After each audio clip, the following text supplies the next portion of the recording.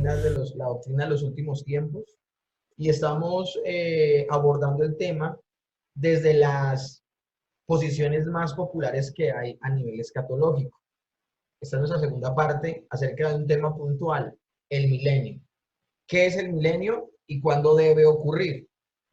Pero nosotros vimos la semana pasada con detalle los eventos como los ve el postmilenialismo, los eventos como los ve el premilenialismo, los eventos como los ve el amilenialismo.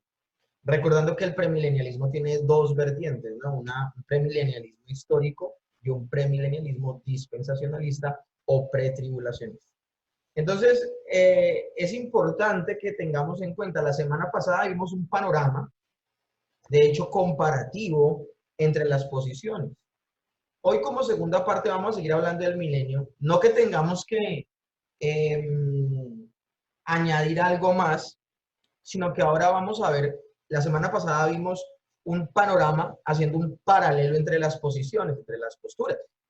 Hoy lo que vamos a hacer es mostrar nuevamente los énfasis de cada posición, pero hablando como de sus puntos fuertes, como de sus argumentos fuertes que encontramos en la escritura de por qué existen esas posiciones. Me acuerdo que uno de los estudiantes me decía, por favor, convénzanos del amilenialismo. Yo voy a hacer la tarea. Ustedes saben que este seminario, su postura escatológica es la milenial, pero no por esa razón vamos a dejar de ser fieles al espíritu de este seminario teológico, que es mostrar las demás posiciones. Y mostrarlas con el mismo decoro y con la misma altura que las demás.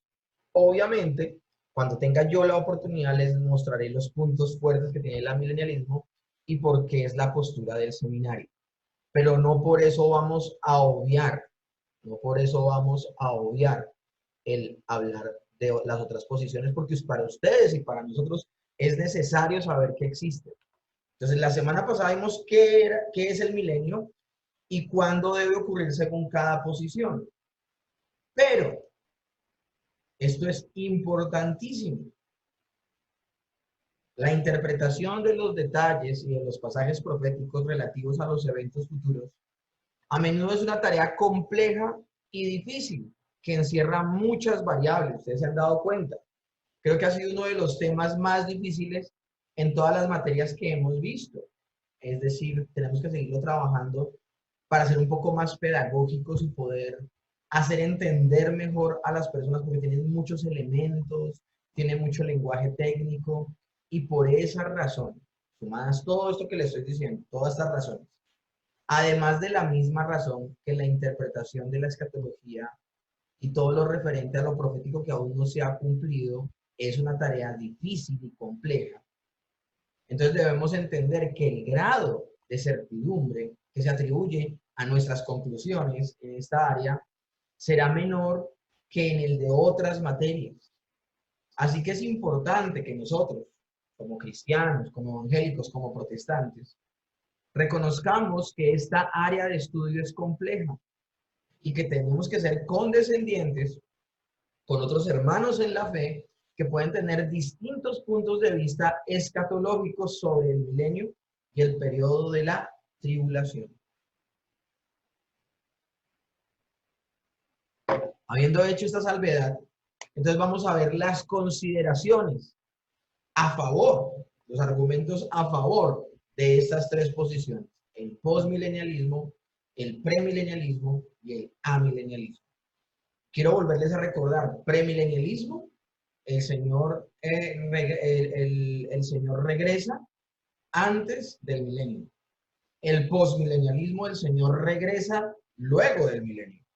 Y el amilenialismo es que esa posición cree que ya estamos viviendo el milenio y al terminar el milenio es que viene el Señor Jesucristo y con él el juicio, la transformación de los creyentes, la resurrección de los creyentes muertos, el juicio final y el estado de gloria, o sea, todo esto. Entonces es importante que desde los términos que estamos viendo ya ustedes se posicionen. Premilenialismo, el Señor viene antes del milenio. Postmilenialismo, el Señor viene luego del milenio. Y amilenialismo, estamos viviendo el milenio porque creemos que el milenio es toda la era de la iglesia, hasta desde que el Señor ascendió a los cielos hasta que el Señor vuelva por segunda vez. Ese es el milenio para los amilenios. Entonces, estas tres posiciones son importantes. Vamos a abordar el día de hoy, en primera instancia, el postmilenialismo, recordando un poco a través del cuadro qué es el postmilenialismo. El postmilenialismo cree que el Señor Jesús viene luego del milenio. Ahora, si se dan cuenta aquí el cuadro del milenio es como una rampa en ascenso, porque ellos ven el milenio como esa era de oro de la iglesia, donde cada vez más gente se convierte al Señor, a las escrituras, a la palabra de Dios, y cada vez el mundo es más temeroso de Dios. Y cuando ya esté en la cúspide de esta situación, es que viene el Señor por segunda vez. Entonces, estamos viendo que en el postmilenialismo, ellos creen en un milenio en esta tierra, una tierra no renovada, pero sí que va en constante cambio por el efecto de la palabra de Dios en las personas que habitan la tierra. Jesús no reina en el milenio, más allá de que esté sentado a la derecha del Padre, como también lo creemos los amilenialistas. A partir de que el Señor está sentado a la derecha del Padre, desde allí gobernando, como lo vemos los amilenialistas, es que ellos atribuyen que la era de la iglesia va a entrar en esa era de oro maravillosa hasta llegar a la cúspide. Cuando lleguen a la cúspide, donde la mayoría de personas crean en el Señor, es que el Señor viene por segunda vez. Y con la venida del Señor, ellos creen en la resurrección de los creyentes, la resurrección de los no creyentes para condenación, el juicio, el nuevo cielo, la nueva tierra y el estado eterno. Es muy parecido a la postura del amilenialismo, a excepción de esto, de la era de oro, precisamente, porque ellos ven como que todo va a mejorar. Si se dan cuenta en este cuadro, no hay, ahora, ellos no ven el milenio necesariamente de 1000 años, no ven el milenio necesariamente de 1000 años. Si es mucho tiempo, lo ven de manera simbólica también como los amilenialistas. Pero si se dan cuenta en este cuadro, ¿ustedes qué echan de menos? En este cuadro echamos de menos la gran tribulación. No aparece. Porque entonces, ¿cómo va a haber lugar para la gran tribulación en medio de una era de oro para la iglesia? Entonces, esto es interesante, este cuadro. Vamos a ver entonces, bueno, aclaro algo. El milenio para ellos es ese tiempo donde el mundo empieza a ver esa era de oro donde cada vez se acrecenta más el temor de Dios y la fe en nuestro Señor Jesucristo. Pero en el milenio se vive en esta tierra caída, en esta tierra rota, en esta tierra normal, común y corriente. Los postmilenialistas creen en la resurrección de los creyentes, de los no creyentes, del juicio, y que cuando venga el Señor suceden todos estos eventos, inclusive el de nuevos cielos y nueva tierra, que es lo diferente que hay con la posición premilenial, donde ellos no solamente creen que Jesús viene antes del milenio, porque obviamente Jesús supuestamente viene a llevarse a los creyentes, sino que el Señor viene antes del milenio y ese milenio, escúchenme bien, por ejemplo en la posición premilenial clásica o histórica, ellos creen en una tierra renovada con el Señor reinando en medio. Entonces eso es importante. Los postmilenialistas no ven una tierra renovada en el milenio, es este mismo mundo. Es este mismo mundo, pero sencillamente el mundo cada vez va a creer más y más en el Señor. Luego viene el Señor cuando estemos ya en la cúspide de que ya casi toda la gente está convertida. El Señor viene por segunda vez y con su venida viene la resurrección de los creyentes, de los no creyentes, el juicio, y ahí sí se transforma lo corruptible en incorruptible, no solamente en los creyentes, sino aún también en la creación, nuevos cielos y nueva tierra, y viene el estado de eternidad. ¿Cómo nosotros podemos decir que esta postura tiene fuertes? ¿Qué fuertes tiene esta postura? Uno puede decir, hombre, sí, tienen de verdad fuertes argumentos escriturales. Bueno, la gran comisión nos conduce a esperar que el Evangelio irá adelante poderosamente. Miren lo que dice Mateo 28, del 18 al 20, esa es la gran comisión. Y Jesús se acercó y les habló diciendo, toda potestad me es dada en los cielos y la tierra, por tanto, id y haced discípulos a todas las naciones, bautizándolos en el nombre del Padre y del Hijo y del Espíritu Santo, enseñándoles que guarden todas las cosas que os he mandado, y aquí yo estoy con vosotros todos los días hasta el fin del mundo. Amén. Como Cristo tiene toda autoridad en el cielo y en la tierra, Él está gobernando en ese momento, y como promete estar con la iglesia, con nosotros, en el cumplimiento de esta gran comisión, entonces el posmilenialista espera que esta acontecería y eventualmente triunfaría sobre todo el mundo. O sea, esa es la interpretación que le dan a la gran comisión. Esto comenzó con el Señor Jesucristo en el primer siglo y va a terminar en un avivamiento ni el más tenaz, maravilloso. Pasajes que enfatizan la conversión de gran parte de la tierra, Isaías 49:6. No es gran cosa que seas mi siervo, ni que restaures a las tribus de Jacob, ni que hagas volver a los de Israel, a quienes he preservado. Yo te pongo ahora como luz para las naciones, a fin de que lleves mi salvación hasta los confines de la tierra. Y Habacuc 2:14, porque así como las aguas cubren los mares, así también se llenará la tierra del conocimiento de la gloria de Dios. Son los pasajes como que son insignia en el postmilenialismo.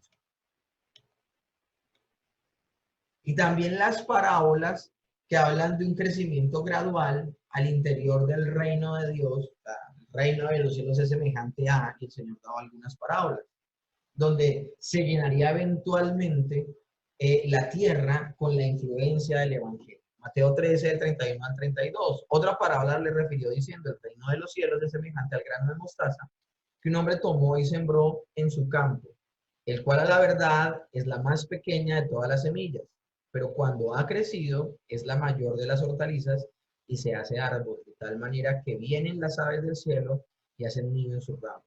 Pero hay otra parábola también que pareciera que como que desde que comenzó la obra evangelística en el primer siglo, esto va a terminar es con un casi completo evangelismo en todo el mundo. Mateo 13:33. Otra parábola les dijo, el reino de los cielos es semejante a la levadura que tomó una mujer y escondió en 3 medidas de harina hasta que todo fue leudado. De acuerdo con los posmilenarios, estas dos parábolas indican que el reino crecerá en influencia hasta impregnar y en alguna medida transformar el mundo entero.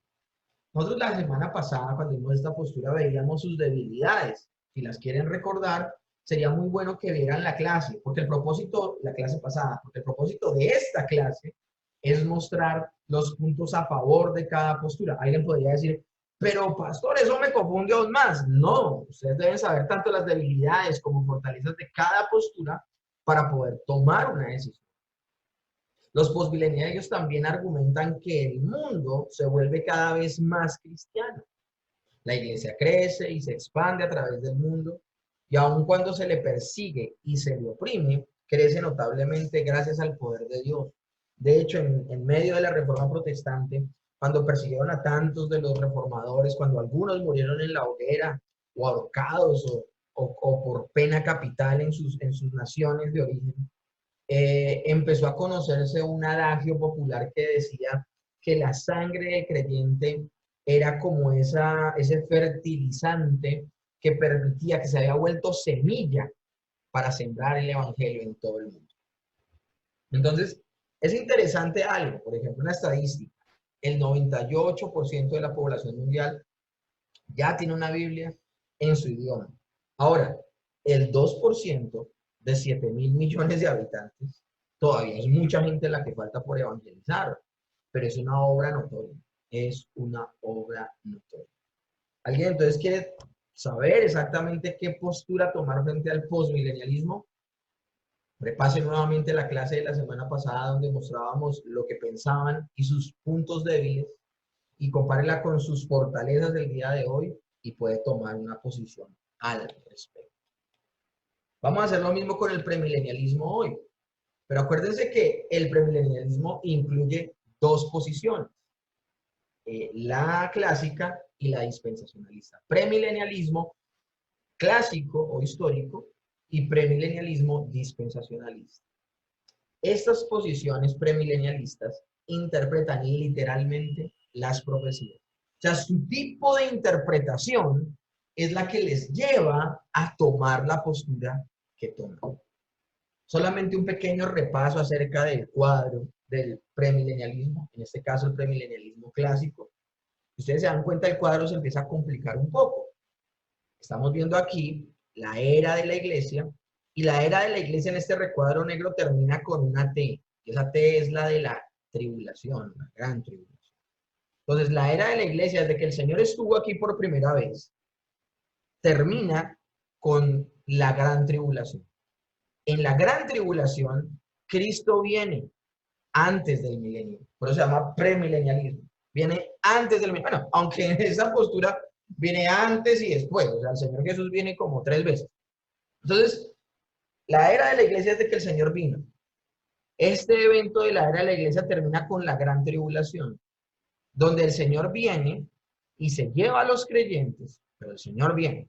Acá es la resurrección de los creyentes y donde se cree que hay una tierra renovada. Ahora, los creyentes son arrebatados para estar con Cristo.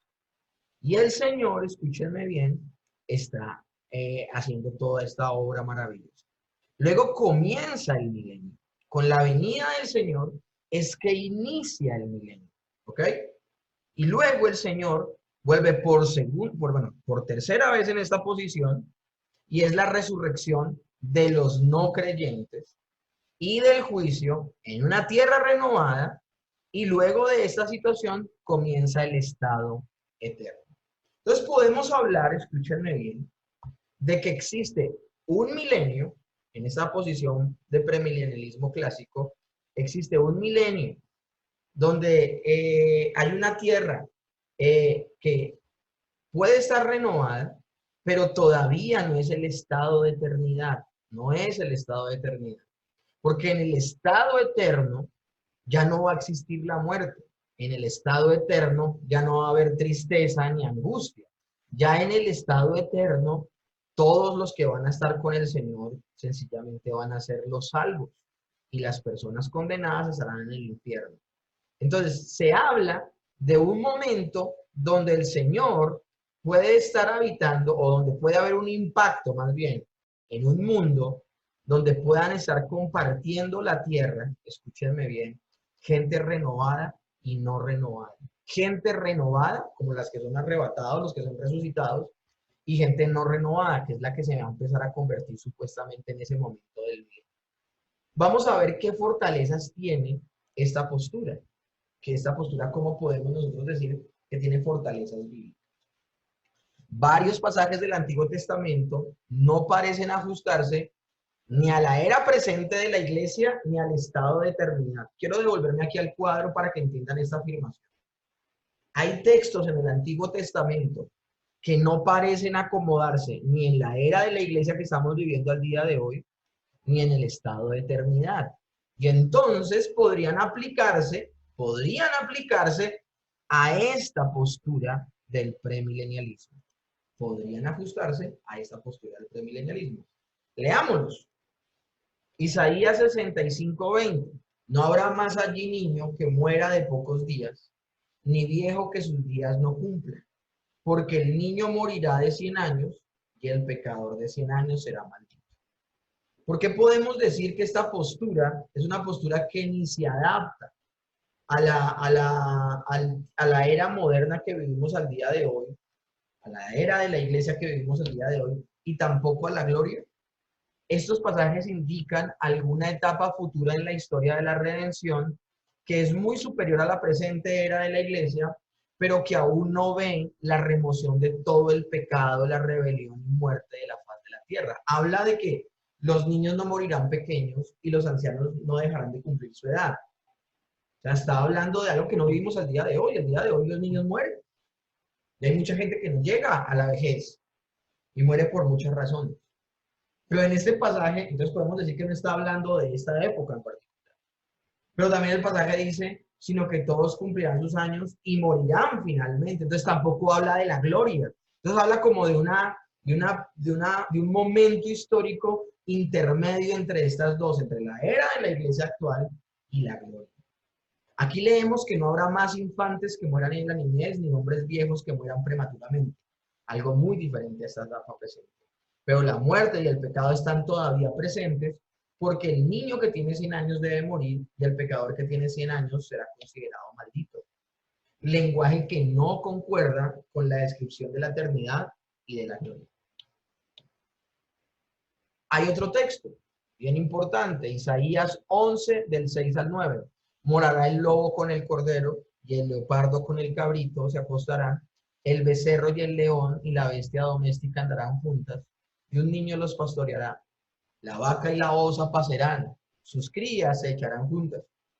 Y el león como el buey comerán paja, y el niño de pecho jugará sobre la cueva del áspid. El áspid es la víbora. Y el recién destetado extenderá su mano sobre la caverna de la víbora. No harán mal ni dañarán en todo mi santo monte, porque la tierra será llena del conocimiento de Jehová como las aguas cubren la mar. Isaías 11, del 6 al 9, nos habla de una tierra ciertamente renovada. Pero luego el verso 10 al 11 del mismo capítulo 11 de Isaías dice: acontecerá en aquel tiempo que la raíz de Isaí, la cual estará puesta por pendón a los pueblos, será buscada por las gentes y su habitación será gloriosa. Asimismo acontecerá que en aquel tiempo que Jehová alzará otra vez su mano para recobrar el remanente de su pueblo y en las costas del mar. En Isaías, algunos todavía buscan del Mesías y se acercan aparentemente a la salvación, y también aquí el Señor todavía congrega al remanente del pueblo desde varias naciones de la tierra, es decir, que ya no está todo perfecto. Por lo tanto, no parece que es el estado de la eternidad, pero las características descritas de la naturaleza exceden con mucho lo que ocurre en esta era presente. Entonces es interesante que nosotros nos pongamos a pensar esto, ¿no? Ahora, ¿qué respuesta daría una amilenialista a esto? Nosotros vemos muchos de esos textos no de manera literal, sino de manera simbólica. Zacarías 14, del 5 al 9, vuelve y juega. Vamos a ver cómo en Zacarías se ve una vívida descripción de lo que podría ser la gloria. Entonces vendrá el Señor mi Dios acompañado de todos los fieles. En aquel día excepcional que solo el Señor conoce, no tendrá día ni noche, pues cuando llegue la noche seguirá alumbrando la luz. En aquel día fluirá agua viva desde Jerusalén, tanto en el verano como en el invierno, y una mitad correrá hacia el mar muerto y la otra hacia el mar Mediterráneo. El Señor reinará sobre toda la tierra. En aquel día el Señor será el único Dios y su nombre será el único nombre. Maravilloso, ¿no? Dice, esto puede ser en la gloria. Es espectacular. Aquí la descripción no se ajusta a la era presente, pues el Señor es rey sobre toda la tierra en lo que se describe en Zacarías. Entonces dice, esto puede ser la gloria, pero en esto tampoco se ajusta al estado de la eternidad, porque la desobediencia y la rebelión contra el Señor están claramente presentes. Mira, sigamos leyendo Zacarías 14. Desde el verso 12 al 17 dice, esta será la plaga con la que el Señor herirá a todos los pueblos que pelearán contra Jerusalén. Se les pudrirá la carne en vida, se les pudrirán los ojos en las cuencas, y se les pudrirá la lengua en la boca, y se recogerán las riquezas de todas las naciones vecinas, y grandes cantidades de oro, de plata y de ropa. Entonces los sobrevivientes de todas las naciones que atacaron Jerusalén subirán año tras año para adorar al Rey, al Señor Todopoderoso, y para celebrar la fiesta de las enramadas. Si alguno de los pueblos de la tierra no sube a Jerusalén para adorar al Rey, al Señor Todopoderoso, tampoco recibirá lluvia. O sea, uno se da cuenta en este pasaje que no todo es color de rosa en lo que está describiendo el profeta. Yo se los nombraba la semana pasada, ¿no? La postura premilenial ve todo de manera lineal. Si se está hablando de este pasaje de Zacarías, lo que nombra primero Zacarías sucede de manera primera, y lo que nombra Zacarías después sucede de manera secundaria, o sea, un orden cronológico. Mientras que la descripción o la interpretación que se le da desde el amilenialismo es que, por ejemplo, Apocalipsis o los profetas pueden estar hablando de eventos no en un orden cronológico, pueden estar saltando de decir una cosa y decir otra. Les voy a poner un ejemplo con Joel. Joel profetiza acerca de cuando viniera el Espíritu Santo. Los posteros tiempos derramaré de mi espíritu sobre toda carne. Esto es maravilloso porque se cumplió en Hechos capítulo 2 en el aposento alto. Esto es maravilloso. Pero si ustedes se dan cuenta en la profecía de Joel, no solamente habla de esa parte, no solamente habla de que derramaré mi espíritu sobre toda carne, los jóvenes verán visiones, los ancianos soñarán sueños y que el Espíritu Santo también vendría sobre los siervos y las siervas, sino que también habla de que la luna sangrará y empieza a hablar de algunas situaciones que pasan, que habla como de un colapso o de unas señales naturales extraordinarias de la visita del Señor por segunda vez. Y a esto se le llama un escorzo profético. Eso no sucedió en Hechos capítulo 2. No hubo ningún acontecimiento extraordinario que se viera en el sol o en la luna, como lo dice Joel en ese momento. A eso se le conoce como un escorzo profético. ¿Y qué es un escorzo profético? Cuando una parte de la profecía se cumple en un momento y otra parte de la profecía se cumple en otro momento. Lo que dijo Joel se va a cumplir y se cumple porque se cumple y está hablando de las mismas señales que puede hablar Mateo y que puede hablar Apocalipsis. Señales visibles antes de la venida del Señor. Una cosa impresionante que aún no hemos visto. O sea, estamos hablando de astros colapsando y que todo el mundo lo vea y que haya miedo de que termine el fin del mundo porque colapsan estos astros. Eso no ha sucedido todavía. Pero si lo dijo Joel, se va a cumplir. Lo que lo dijo fue guiado en profecía por Dios. Y Dios no es hombre para mentir, ni hijo de hombre para arrepentirse. Pero en Joel vemos la muestra de que una parte de la profecía se puede cumplir en un momento y otra parte de la profecía se puede cumplir en otro momento. Estas personas se ven en la obligación de decir que esta profecía, como habla una parte de la gloria, pero otra parte habla de que aún hay pecado y que hay perseverancia del mal y todavía no es un mundo perfecto, entonces la tesis que ellos tienen escatológica es que ni es este tiempo presente, ni es la gloria, entonces debe haber un momento donde el Señor pueda reinar en medio de un mundo caído y se puedan cumplir esos elementos porque hay una necesidad de ver literalmente el pasaje profético. Esta explicación se las tenía, era necesario dárselas para que ustedes entiendan lo que se quiere hacer con esta clase. Si yo tomo de manera literal las profecías y todo lo que dice Zacarías en cuanto a que sucederá primero una cosa y luego la otra en el mismo momento y en el mismo instante, pues entonces sí hay necesidad para que haya un milenio en la tierra donde el Señor reine en medio de un mundo caído, donde pueda haber gente renovada y gente no renovada. Otros pasajes del Nuevo Testamento, aparte de Apocalipsis 20, que sugieren un milenio, es por ejemplo Apocalipsis 2 del 26 al 27. Al que salga vencedor y cumpla mi voluntad hasta el fin, le daré autoridad sobre las naciones, así como yo la he recibido a mi Padre, y las gobernará con puño de hierro, las hará pedazos como a vasijas de barro. Pero ¿cuándo? La pregunta es, ¿cuándo los creyentes que triunfen sobre el mal participarán de este gobierno? La idea se ajusta bien a un futuro reino milenario cuando los santos glorificados, reunidos con Cristo sobre esta tierra caída, reinen. Pero no se ajusta bien ni al momento de la era presente de la iglesia, ni a la gloria. Ninguno de los dos. Solo si hay un milenio terrenal donde el Señor reine con los creyentes glorificados, pero en la tierra también habrá gente que no está glorificada. ¿Cómo entienden entonces los premilenarios Apocalipsis 20 del 1 al 6? Ustedes y yo leímos qué dice Apocalipsis 20 del 1 al 6. Estamos hablando precisamente del milenio, donde se habla de Satanás y de que está encadenado y todo ese tipo de cosas.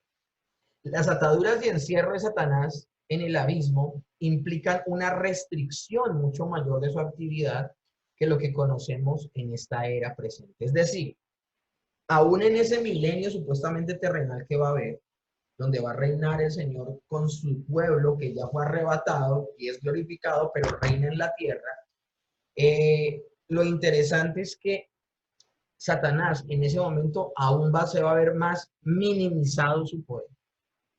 La declaración de que aquellos que fueron fieles, por otro lado, vivieron, del verso 4, se interpreta mejor como referida a una resurrección corporal. Pues el siguiente versículo dice, esta es la primera resurrección. Entonces ellos toman el verso 4 donde dice que los fieles fueron vivificados o vivieron, precisamente hablan de la resurrección corporal de los muertos, donde son resucitados y pueden reinar con Cristo. Ahora, aquí hay una situación en el punto B.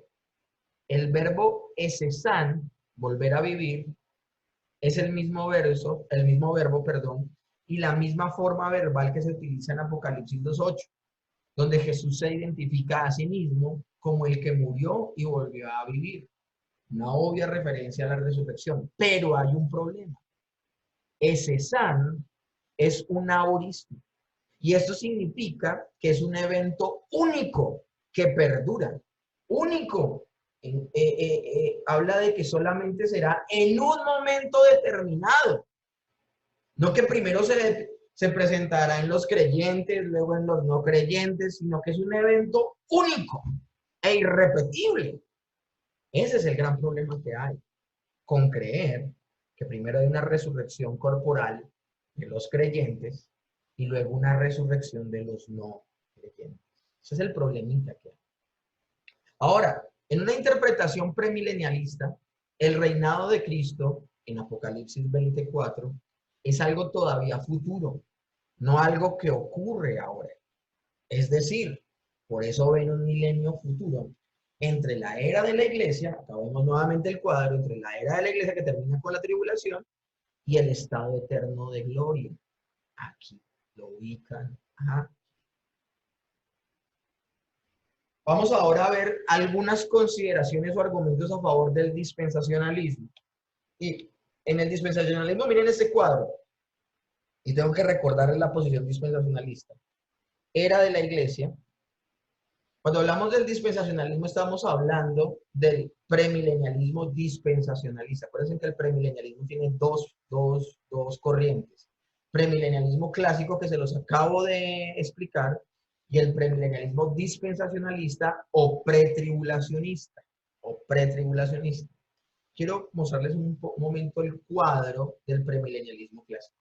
En el premilenialismo clásico, ¿cuándo viene el Señor? Cuando termina la gran tribulación. Era de la iglesia, termina la gran tribulación y ahí viene el Señor. La posición dispensacionalista también es conocida como pretribulacionista también, porque el dispensacionalismo cree que estamos en la era de la iglesia que llega a su fin cuando comienza la gran tribulación.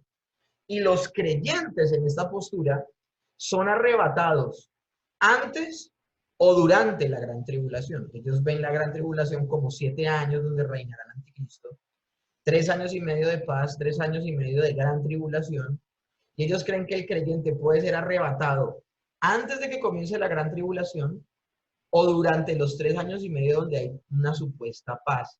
O sea, ellos no van a vivir, los creyentes no viven en esta postura la gran tribulación. ¿Ok? Esa es la postura dispensacionalista. Los creyentes son arrebatados para estar con Cristo. Luego, ahora, en esa postura, como también es premilenario, estamos hablando de que el Señor primero resucita a los creyentes, tanto los que están vivos como los que están muertos. ¿Ok? El Señor viene. Esa es la primera de 2 venidas del Señor. O sea, quiero corregir. Es la segunda venida de Cristo, que ellos dicen que está en 2 etapas, porque aquí viene a resucitar a los creyentes. Viene a resucitar a los creyentes. ¿Ok? Luego de eso se presenta el milenio. El milenio.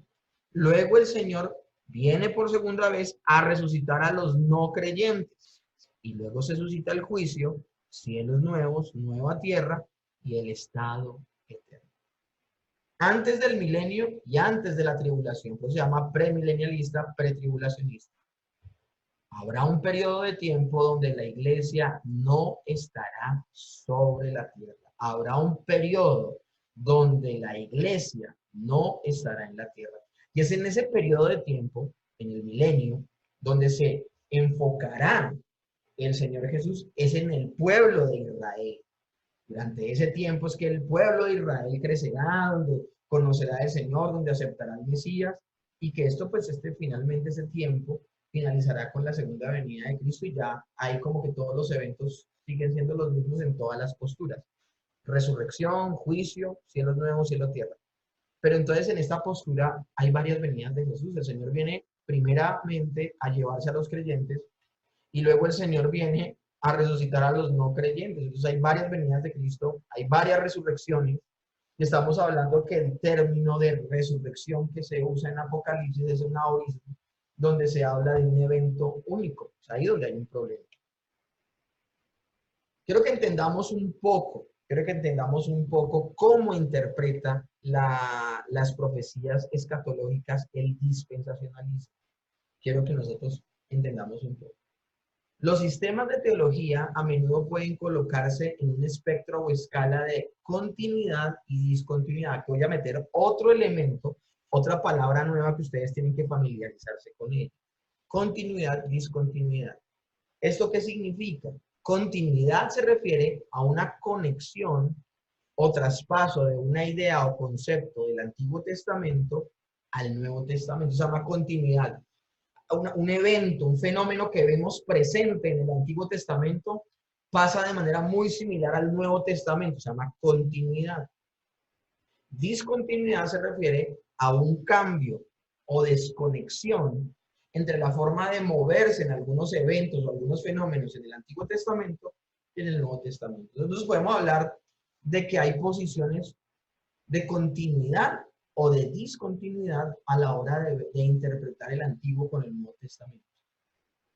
El dispensacionalismo se conoce a menudo como un sistema de discontinuidad, sobre todo porque ve una distinción entre Israel y la iglesia. Pero solo en ese aspecto se ve discontinuidad, porque luego afirma en distintas áreas muy importantes de la escatología no discontinuidad, sino afirma continuidad.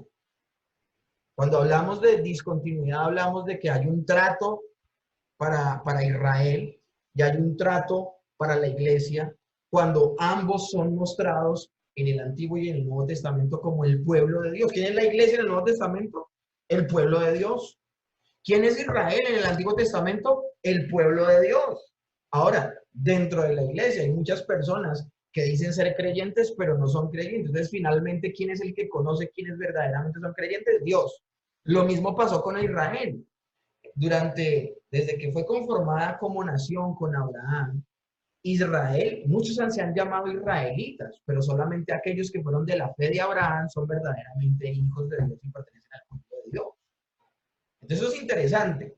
Pero el dispensacionalismo ve un plan distinto para Israel y un plan distinto para la iglesia. A eso se le llama discontinuidad, porque se ve un plan diferente para el pueblo de Dios en el Antiguo Testamento y otro para la iglesia, que a veces ellos tienen reservas de llamarlo el pueblo de Dios, sino lo llaman en la iglesia, que me parece una contradicción.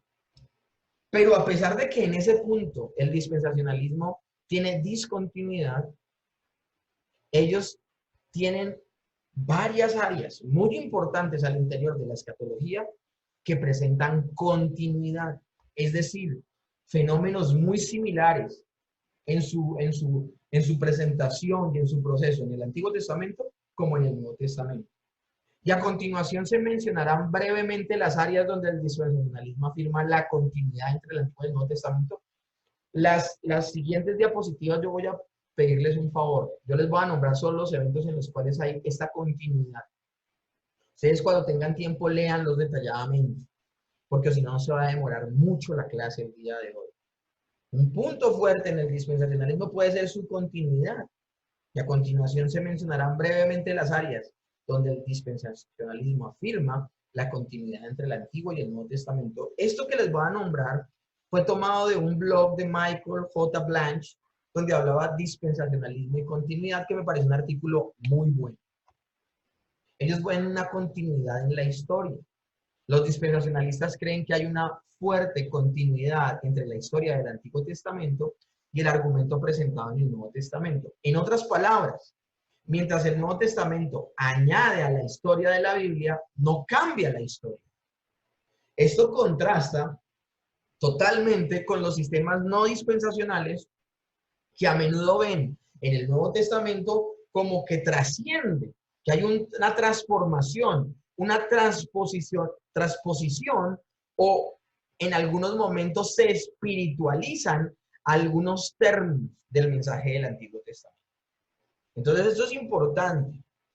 Para repetirlo otra vez, el dispensacionalismo afirma que la historia iniciada en el Antiguo Testamento se cumple literalmente a través de las dos venidas de Jesús. La historia no ha cambiado y esto incluye muchas realidades concernientes al Mesías, su papel, Israel, la tierra, Jerusalén, el templo, las naciones. Aquí hablemos de continuidad. ¿Por qué el dispensacionalismo está fascinado con que veamos a Israel? Porque ellos siguen pensando que Dios tiene un plan importantísimo con Israel y que Israel sigue siendo el pueblo de Dios a pesar de que rechazaban al Mesías, ellos siguen siendo el pueblo de Dios. Ellos ven continuidad en esa parte. Ellos ven que se tienen que cumplir las promesas que aún no se han cumplido en los israelitas en esta tierra. Porque, por ejemplo, la tierra prometida que el Señor les prometió a los israelitas, ahora no es de los israelitas, y esa pelea con Palestina. Ellos quieren ver el cumplimiento de que haya paz entre Palestina y Israel, y que puedan ya, mejor dicho, tomar como suya esa tierra. Ven clave a Jerusalén, ven clave el templo, por eso ellos ven la necesidad de construir otro templo, un tercer templo. ¿Por qué tercero? El de Salomón, que es destruido en el año que es destruido por los babilónicos, luego el templo que reconstruye de la nada Esdras, y luego que remodela y lo vuelve más grande Herodes. Ese templo es destruido en el año 70 después de nuestro Señor Jesucristo. Y ellos están, del cual quedó solo el muro de los lamentos. Y ahorita en el lugar donde estaba hay una mezquita. El dispensacionalismo está esperando que nuevamente haya un templo, porque ellos ven continuidad.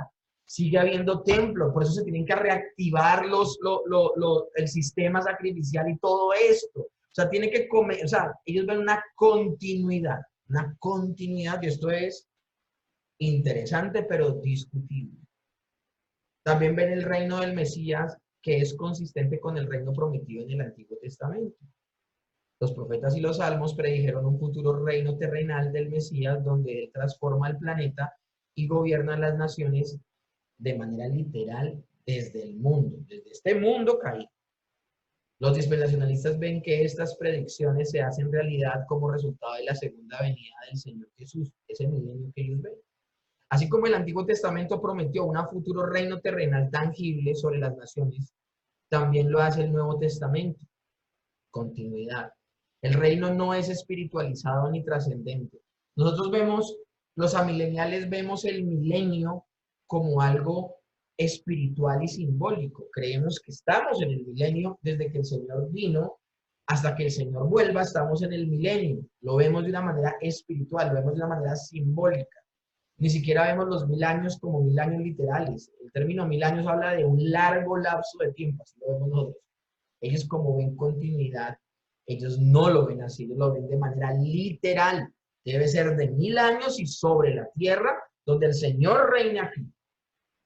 Esto está en contraste con algunos sistemas no dispensacionales que a menudo ven el reino terrenal prometido del Antiguo Testamento espiritualizado a un reinado presente del Mesías desde el cielo, la posición milenial. O también la posición postmilenial de alguna manera.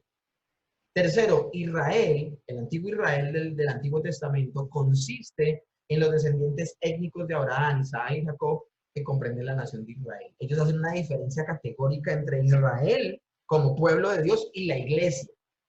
A veces estos israelitas son salvos y algunas veces no lo son. Del mismo modo, las 73 referencias a Israel en el Nuevo Testamento se refieren a israelitas étnicos o israelitas que han creído en Jesús. Por ejemplo, Gálatas 6:16.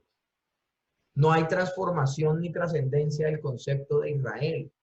No hay ampliaciones o expansión de Israel para incluir a los gentiles, aunque hay expansión en el concepto de pueblo de Dios para incluir a los gentiles creyentes junto a los israelitas creyentes, pero se habla de un plan diferente para Israel y un plan diferente para los gentiles. Así Israel es el nuevo, en el Nuevo Testamento lleva el significado de Israel que se encuentra en el Antiguo Testamento. Esto también contrasta con algunos sistemas no condicionales que a menudo ven a Israel como redefinido, ampliado o trascendido para incluir a los gentiles. También vemos continuación en la tierra de Israel y Jerusalén en el día del Señor. También en la salvación mesiánica que se extiende a los creyentes gentiles. La salvación por gracia mediante la fe. El Nuevo Testamento que cita y alude al Antiguo Testamento de manera consciente con el significado literal original de los escritos del Antiguo Testamento. Ellos dicen que hay alrededor de 350 citas del Antiguo Testamento en el Nuevo Testamento. Y eso muestra continuidad. Si bien hay algunos casos difíciles, la gran mayoría de los usos del Antiguo Testamento y del Nuevo Testamento son contextuales y consistentes con las ideas de los escritos del Antiguo Testamento. Entonces, este hecho enfatiza la continuidad entre la historia del Antiguo Testamento que se encuentra en el Nuevo Testamento. Si lo que se cumplió en el Antiguo Testamento se cumplió de manera literal, ¿por qué no se debe cumplir de manera literal en el Nuevo Testamento? Esa es la posición de los dispensacionalistas. Los dispensacionalistas pueden variar hasta cierto grado en el uso del Antiguo Testamento por el Nuevo Testamento, pero en general la mayoría afirma la continuidad concerniente al significado del Antiguo Testamento y al uso del Antiguo Testamento por el Nuevo Testamento. Ustedes cuando lean con más detalle las diapositivas van a entender a lo que nos referimos cuando hablábamos del término de literalidad en el dispensacionalismo. Y finalmente terminamos el día de hoy con los puntos fuertes del amilenialismo. Yo sé que hay algunas personas aquí que están bien escépticas con esta postura. Hablo tanto que tengo que tomar algo. Sé que hay muchas personas que pueden estar muy escépticas con esta postura, pero van a entender por qué es una postura tan sencilla y por qué se interpreta Apocalipsis y los últimos tiempos de la manera que lo interpreta el amilenialismo o el amilenarismo. Dice así, en el amileniarismo, la era de la iglesia va desde que el Señor vino hasta que Él vuelva por segunda vez. Vamos de chorro, vamos de largo. De hecho, vemos la tribulación como una constante en toda la era cristiana. Durante toda la era cristiana, la iglesia ha sido perseguida, el pueblo de Dios ha sido perseguido. Lo que pasa es que se irá aumentando a medida de que llega el Señor Jesucristo, en la medida que esté más cerca la venida del Señor Jesucristo. Entonces, Apocalipsis 20, del 1 al 6 o del 1 al 11, que es todo lo que habla del milenio, es la era de la iglesia, lo que les hablaba ahorita. No vemos como un periodo de años, de 1000 años, literales, sino que creemos que es simbólico el término milenio, que habla de un largo periodo de tiempo donde el Señor reina y permite que en la tierra se establezca su reino a través de la predicación del Evangelio. Que esto comenzó con la gran comisión desde que el Señor asciende a los cielos y que culminará con la segunda venida de Cristo. En el amilenialismo, Cristo solo viene una vez. Solo viene una vez. Ahí sí vemos el ahorismo maravilloso de la resurrección, que es un evento único e irrepetible.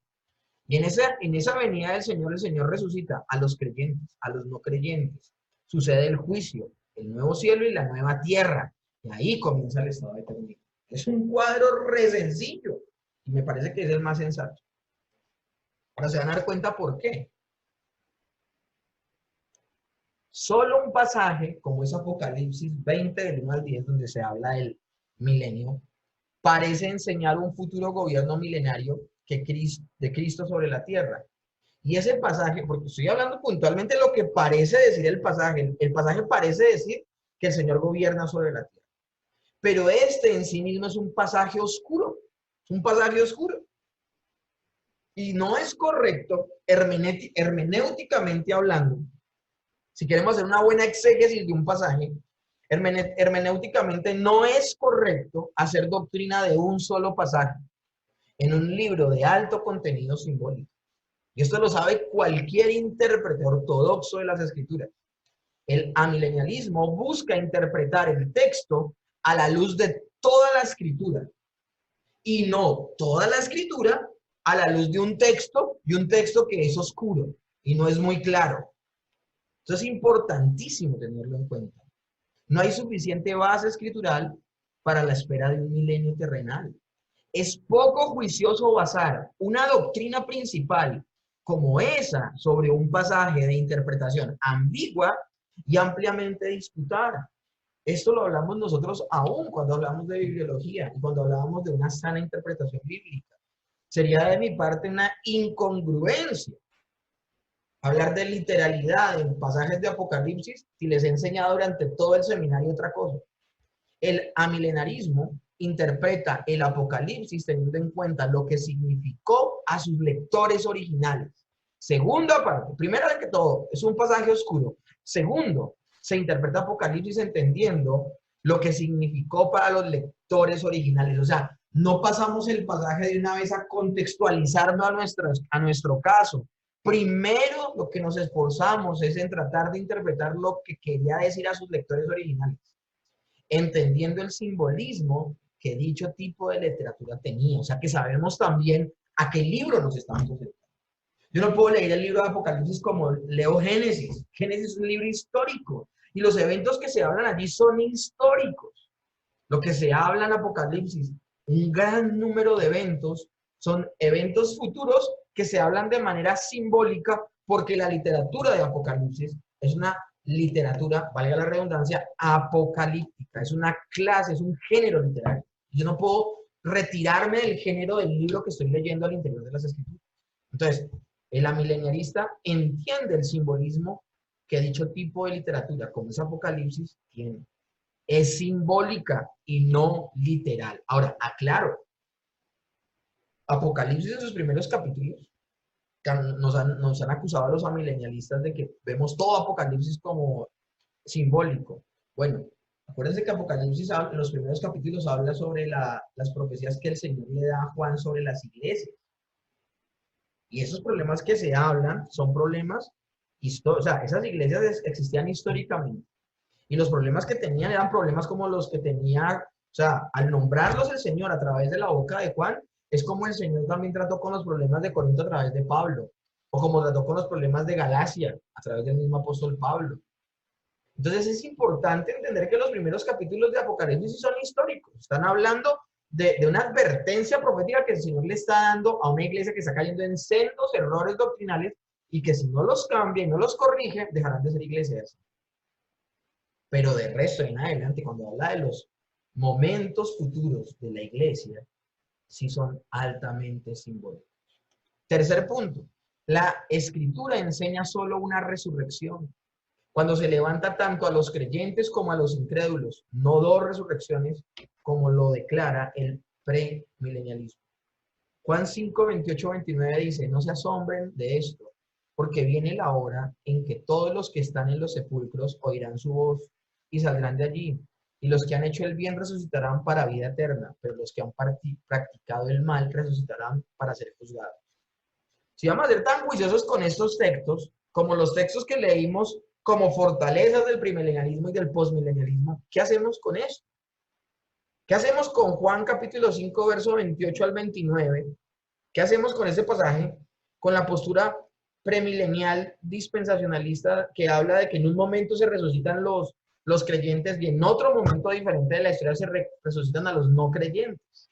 Cuando aquí habla de que habrá solo una resurrección y los que han hecho bien resucitarán para tener vida, pero los que han practicado el mal resucitarán para ser juzgados. ¿Qué hacemos con los pasajes?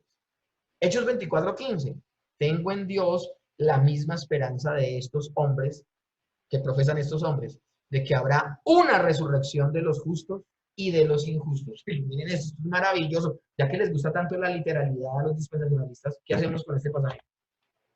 El punto de vista premilenario requiere dos resurrecciones separadas de 1000 años literales. ¿Qué hacemos con estos pasajes? Daniel 12:2 dice, y del polvo de la tierra se levantarán las multitudes de los que duermen, algunos de ellos para vivir por siempre pero otros para quedar en la vergüenza y en la confusión perpetua. De hecho, Mateo 25 habla de 3 parábolas cuando Él venga a juicio y separará. Acuérdense, las cabritas y las ovejitas. Cuando el Señor llama a los que, se llama el juicio a las naciones de la tierra. Y en ese capítulo hay 3 parábolas donde habla el Señor de separar en un solo momento, en un solo acto, a buenos y malos por sus acciones, que pueden hablar de este momento particular. Y un cuarto punto, también muy fuerte en el amilenialismo, la idea de creyentes glorificados y pecadores viviendo juntos sobre la tierra es demasiado difícil de aceptar. Y es lo que sucede con el premilenialismo. Porque ellos ven un milenio en la tierra, donde en la tierra está reinando el Señor, pero en medio de ese reino milenial hay gente glorificada y gente no glorificada. Es imposible, dice Luis Berkhoff, es imposible comprender cómo una parte de la vieja tierra y de la humanidad pecadora va a poder existir junto a una parte de la nueva tierra y de la humanidad glorificada. ¿Cómo van a poder los santos perfectos en cuerpos glorificados tener comunión con pecadores en la carne? De hecho, esto es una completa contradicción, porque la glorificación significa que ya no va a existir el pecado ni la muerte.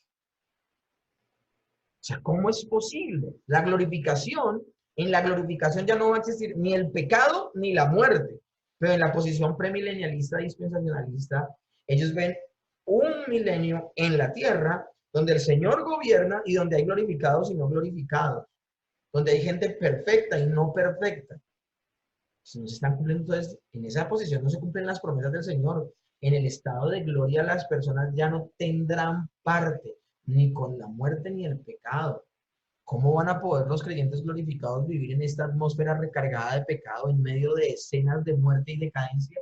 Es imposible. Quinto punto, si Cristo viene en gloria a reinar sobre la tierra, ¿cómo van a poder las personas persistir entonces en el pecado? Porque dicen estas posturas que acuérdense los puntos fuertes que les acabo de tratar en el premilenio. Ellos dicen, hay pasajes que no se adecúan ni a la era que estamos viviendo, ni a la gloria, porque muestra cosas perfectas, pero también cosas imperfectas juntas. Bueno, yo les hablé del escorzo profético y cómo se pueden cumplir cosas en ese mismo momento y otras en otro momento. Les hablé de eso, ¿cierto? Una interpretación no literal, sino simbólica. Bueno, como ellos quedan presos de una interpretación literal, ellos obligatoriamente tienen que encontrar un espacio donde puedan cohabitar o coexistir lo perfecto y lo imperfecto. Y no va a ser esta era que está viviendo la iglesia, porque esta es una era solo caída, y tampoco puede ser la gloria. Entonces ellos lo ubican en un milenio. Listo, está bien. Si Cristo viene en gloria a reinar sobre la tierra, si Él viene a reinar, ¿cómo las personas van a poder persistir en su pecado? O sea, ¿la criatura es más fuerte que su rey? Una vez que Jesús esté de hecho presente en su cuerpo resucitado y gobernando como rey sobre la tierra, no parece probable que la gente todavía lo rechace y que el mal y la rebelión crezcan sobre la tierra y que Satanás reclute para después oponerse un ejército. Esto es imposible, esto es inaudito. De hecho, todos los creyentes esperamos con expectativa la segunda venida en Cristo, porque Él viene ya no en reconciliación como la primera vez, sino en juicio. Él ya viene a determinar quiénes son de Él, quiénes no son de Él y a juzgar. No viene aquí a reinar y a soportar que unos lo aceptan y otros no. Los premilenialistas alegan diciendo que por el contrario, esto muestra que el pecado está anidado y arraigado en el corazón. Eso es carreta, eso es falsedad. Sexto, el premilenialismo dispensacionalista ignora los textos que encuentran en la iglesia el cumplimiento de las promesas de Israel. Como ellos ven un plan diferente para Israel y para la iglesia, para los gentiles, ignoran los textos que encuentran en la iglesia el cumplimiento de las promesas de Israel. Miren lo que dice Gálatas. Vuelvo y repito. se encuentran en la iglesia, con la iglesia se encuentra el cumplimiento de promesas de Israel. Gálatas 3, 28 al 29 dice, ya no hay judío ni griego, esclavo ni libre, hombre ni mujer, sino que todos ustedes son uno solo en Cristo Jesús. Y si ustedes pertenecen a Cristo, no son la descendencia de Abraham y herederos según la promesa. El apóstol Pablo, inspirado por el Espíritu Santo, escribe esto. El apóstol Pablo habla de que es derribada la pared divisoria entre estos dos pueblos, y estos dos pueblos hizo solo uno, para que nada cuenta estar o no estar circuncidado. Lo que importa es ser parte de una nueva creación. Paz y misericordia desciendan sobre todos los que siguen esta norma y sobre el Israel de Dios. El apóstol Pablo ya llama a la unión de israelitas y gentiles, creyentes, hijos de Dios, los llama como el Israel de Dios. El mismo apóstol Pablo, si nosotros queremos ser bíblicos, si queremos ser escriturales, el mismo apóstol Pablo habla de que ya no hay dos planes, de que ya no hay dos pueblos, de que la iglesia por un lado y Israel por otro. No, solo uno, solo uno. Y también parece existir un propósito convincente para un milenio como este. Una vez que la era de la iglesia, haya terminado y Cristo haya regresado, entonces, ¿cuál es la razón para demorar el comienzo del estado de eternidad? Volvamos al cuadro. Volvamos al cuadro. El cuadro, bueno, está un poco lejos el cuadro. Ahorita al final se los vuelvo a mostrar. El cuadro es sencillo. Era de la iglesia, retorno de Cristo, gloria. Así nomás de sencillo es el cuadro. ¿Por qué es tan sencillo el cuadro? Porque no parece existir un propósito convincente para un milenio como ese en la tierra. Una vez que el Señor venga por segunda vez, con su venida, Él resucitará a creyentes y a no creyentes. Juzgará. Las cosas corruptibles se tornarán en incorruptibles. Vendrán los cielos nuevos y la nueva tierra, y con ello la gloria o la condenación eterna para los que se pierden. El evento maravilloso de la venida del Señor Jesucristo, el evento maravilloso de la venida de Cristo, el que catapulta que sucedan todos estos eventos. Esa es la fuerza de la segunda venida de Cristo. El Señor Jesús no viene ni por segunda, ni tercera, ni cuarta vez. La resurrección no es 2, 3 y 4 veces. No. Y acá siendo un poquito exagerado.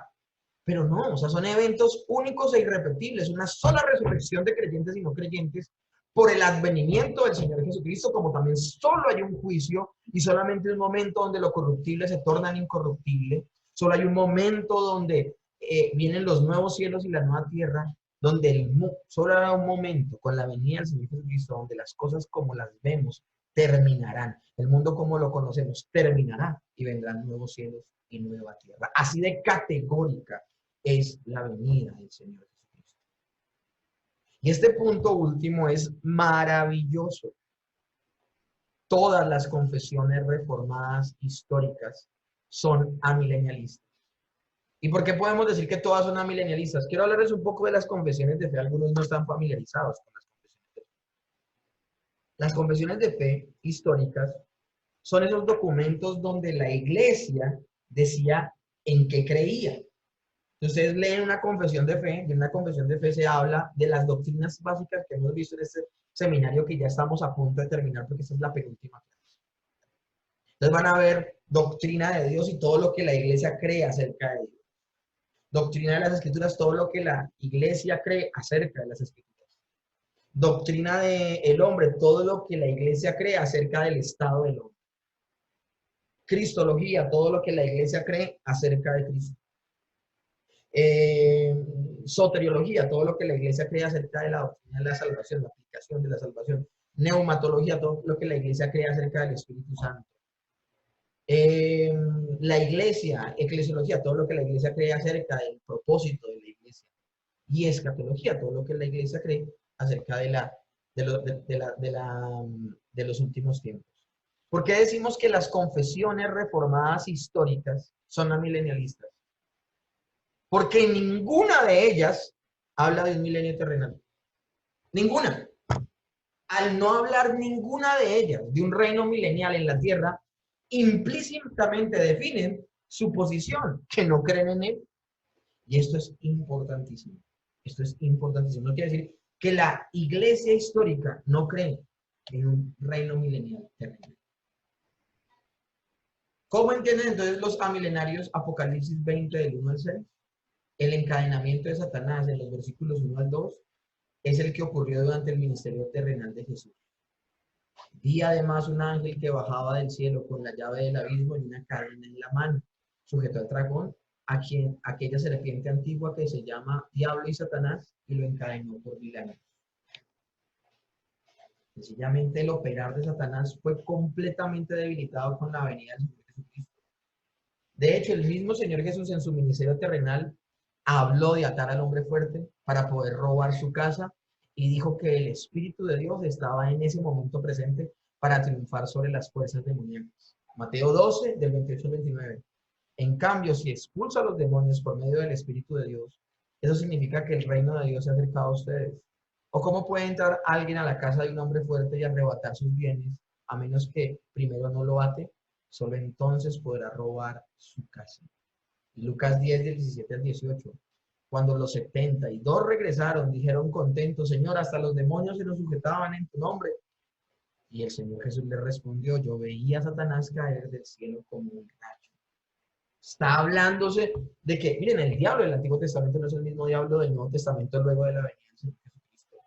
Dice el Nuevo Testamento que el Señor vino y acabó con la obra de la muerte, del imperio de la muerte, o sea, que acabó con el diablo. Es impresionante cómo el Señor ha limitado el poder de Satanás. Durante mucho tiempo la humanidad estuvo cautiva en la mentira. Durante mucho tiempo, ¿cuántas culturas paganas habían porque la escritura no pudo llegar a ellos? Pero ¿por qué se ha difundido el evangelio como se ha difundido hasta el día de hoy? Porque Satanás está encadenado. ¿Para qué el encadenamiento de Satanás? Los amilenarios argumentamos que este encadenamiento de Satanás tiene un propósito específico, para que no engañe más a las naciones. Lo arrojó al abismo, dice Apocalipsis 23. Lo encerró y tapó la salida para que no engañara más a las naciones, hasta que se cumplieran los 1000 años. Después habrá de ser soltado por algún tiempo. Esto es exactamente lo que ha sucedido cuando vino Jesús y el evangelio comenzó a ser proclamado no solamente a los judíos, sino también después de Pentecostés a todas las naciones del mundo. Las actividades misioneras mundiales de la iglesia y la presencia de la iglesia en la mayoría o en todas las naciones del mundo muestran que el poder que tenía Satanás en el Antiguo Testamento para engañar a las naciones y mantenerlas en la oscuridad ha sido quebrantado. Mis hermanos, antes de que el Señor enviara a sus apóstoles a predicar el evangelio, naciones enteras por miles de años se perdieron sin Dios, sin promesas y sin esperanza, dice el libro de Efesios. Pero luego que el Señor envía a sus 12 a predicar el evangelio, a las naciones de la tierra llegan las promesas de Dios, llega su palabra, entienden por esa iluminación de las escrituras que existe un Dios en los cielos y dejando su paganismo abrazan la fe. Abrazan la fe. Por eso están encadenados. Entonces vi tronos donde se sentaron los que recibieron autoridad para juzgar. Vi también las almas de los que habían sido decapitados por causa del testimonio de Jesús y por la palabra de Dios. No habían adorado a la bestia ni a su imagen, ni se habían dejado poner su marca en la frente ni en la mano. Y volvieron a vivir y reinaron con Cristo 1000 años. Hay gente que dice: míralo ahí, míralo ahí, míralo ahí. Se necesita que haya un milenio terrenal, porque se está hablando de almas de personas que murieron y que esas almas van a ser resucitadas y van a reinar con el Señor. ¿Y saben por qué van a reinar? Porque no se dejaron poner la marca, ni en la frente ni en su mano. Por ahí alguien me escribió esta semana diciéndome: ay, que Bill Gates va a poner una marca en la mano y en la frente. Y el nuevo orden mundial, una persona realterada. Obviamente me estaba dejando ver su posición escatológica, que él no tenía ni idea que tenía esa, cómo se llamaba su posición. Él no sabía que él era dispensacionalista, pero tenía una posición definida. Yo tuve que explicarle a él que esa de la marca de la bestia en la frente y en la mano habla de la marca de la bestia significa tener pensamientos de Satanás. o obras de Satanás por no haber nacido de nuevo. Eso es lo que significa eso. Eso es lo que significa. Si alguno de ustedes está esperando que algunas personas les pongan un chip en la mano o en la frente, pues tienes una postura literal de las profecías. Y eso no es lo que habla Apocalipsis. Apocalipsis habla de personas que tienen una mente y unas obras de un mundo caído, de gente que no teme a Dios, de gente que no teme a Dios. Bueno, este pasaje está hablando de almas que no se dejaron, no adoraron a la bestia ni a su imagen y se habían dejado de poner la marca en la frente o en la mano, volvieron a vivir y reinaron juntamente con Cristo. Bueno, les tengo noticias. Cuando el texto dice que volvieron a vivir, ello no significa que recibieron una resurrección corporal como la que va a suceder solamente una vez cuando el Señor vuelva por segunda vez, únicamente por segunda vez. No está hablando de resurrección corporal, sino que al estar con el Señor tienen vida. Al estar con el Señor tienen vida. El Señor le dijo a las hermanas de Lázaro, yo soy la resurrección y la vida, el que cree en mí, aunque esté muerto, vivirá. Eso significa no solamente que Lázaro iba a ser resucitado, sino que todo creyente que muere, sencillamente eso se le llama el estado intermedio, porque aunque su cuerpo queda en una tumba o su cuerpo es cremado, su parte inmaterial vive con el Señor.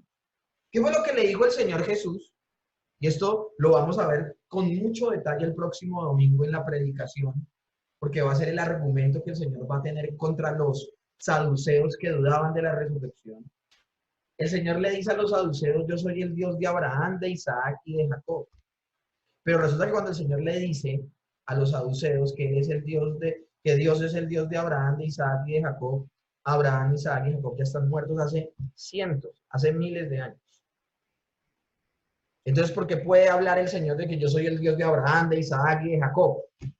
Porque para el Señor todos viven, dice la Escritura. Y por esa razón es que habla de las almas de los que no renunciaron a su fe. Esas almas, esas personas habitan en la presencia de Dios, viven en la presencia de Dios y viven en la presencia de Dios mientras dura ese milenio, no literal, sino simbólico, como lo vemos los amilenialistas, durante todas las épocas, mientras que seas creyente, ya seas del Antiguo Testamento o del Nuevo Testamento, si depositaste tu fe en Dios, en lo que el Señor dijo acerca de su plan de salvación y te salvas por la fe porque Él te dio vida, esas personas de manera maravillosa que mueren en todas las épocas no solamente la era de la iglesia, no estamos hablando acá en este punto, no solamente estamos hablando desde que el Señor vino, sino no hablamos de los creyentes del Antiguo Testamento, que murieron esperando la promesa que se consumaría en el primer siglo. O sea, luego de que ellos murieran, vino Jesús y murió. Ellos esperaban la promesa, mientras que los creyentes actuales descansamos en un hecho ya consumado. Los creyentes del Antiguo Testamento descansaban en una promesa. Los creyentes después de la muerte y resurrección de Cristo ya descansan en un acto ya consumado. Pues tanto los creyentes del Antiguo Testamento como el Nuevo, de esta era de la iglesia, que han muerto, no están muertos, sino que viven en la presencia de Dios. A eso se refiere este texto.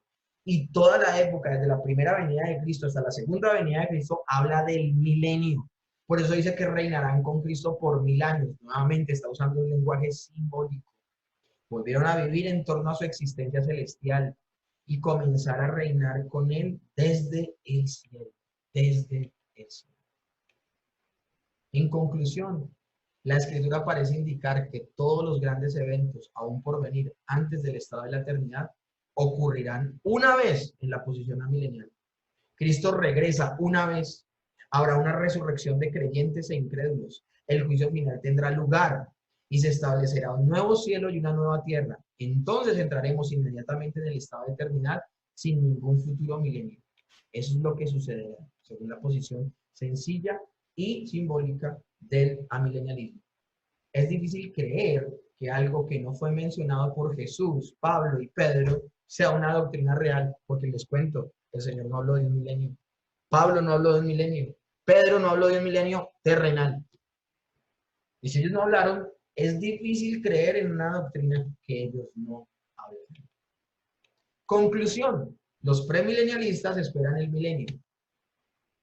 Los postmilenialistas trabajan por el milenio. Acuérdense, el premilenialismo está esperando un milenio en la Tierra. El postmilenialista está trabajando porque el milenio es que poco a poco la iglesia va a ser más popular y cada vez la gente va a temer más a Dios, va a temer más a Dios, va a temer más a Dios. Cuando ya haya como un 98, 99% del mundo convertido, el Señor viene por segunda vez.